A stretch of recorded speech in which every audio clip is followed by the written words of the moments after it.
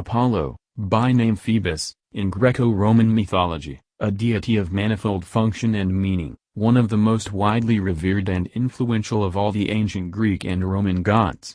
Though his original nature is obscure, from the time of Homer onward he was the god of divine distance, who sent or threatened from afar, the god who made men aware of their own guilt and purified them of it, who presided over religious law and the constitutions of cities, and who communicated with mortals through prophets and oracles his knowledge of the future and the will of his father, Zeus Roman, Jupiter.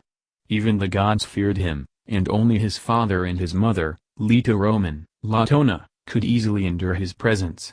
He was also a god of crops and herds, primarily as a divine bulwark against wild animals and disease, as his Greek epithet Alexikakos, averter of evil, indicates. His forename Phoebus means bright or pure, and the view became current that he was connected with the sun. See Helios.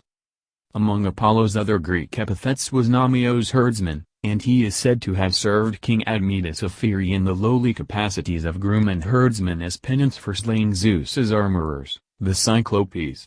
He was also called Lycius, presumably because he protected the flocks from wolves Lycoi. Because herdsmen and shepherds beguiled the hours with music, scholars have argued that this was Apollo's original role. In art, Apollo was represented as a beardless youth, either naked or robed. Distance, death, terror, and all were summed up in his symbolic bow. A gentler side of his nature, however, was shown in his other attribute, the lyre, which proclaimed the joy of communion with Olympus, the home of the gods, through music, poetry, and dance. Orestes being purified by Apollo after his acquittal by the court of the Areopagus, detail of a 5th century BCE Greek vase, in the Louvre.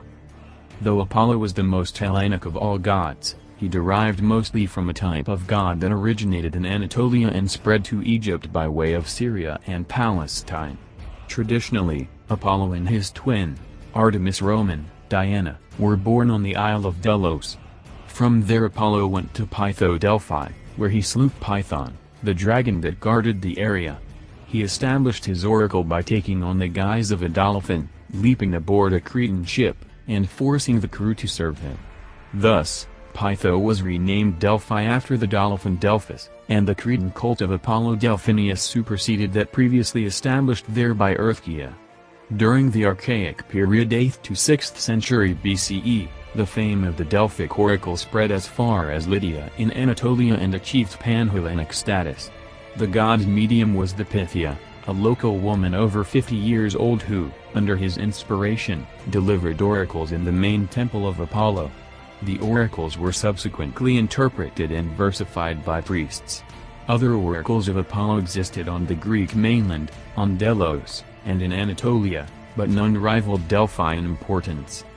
Of the Greek festivals in honor of Apollo, the most curious was the octennial Delphic Steptarion, in which a boy reenacted the slaying of the Python and was temporarily banished to the Vale of Tempe. Although Apollo had many love affairs, they were mostly unfortunate.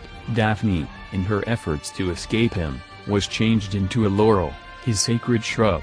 Coronus, mother of Asclepius, was shot by Apollo's twin, Artemis, when Coronus proved unfaithful, and Cassandra, daughter of King Priam of Troy, rejected his advances and was punished by being made to utter true prophecies that no one believed.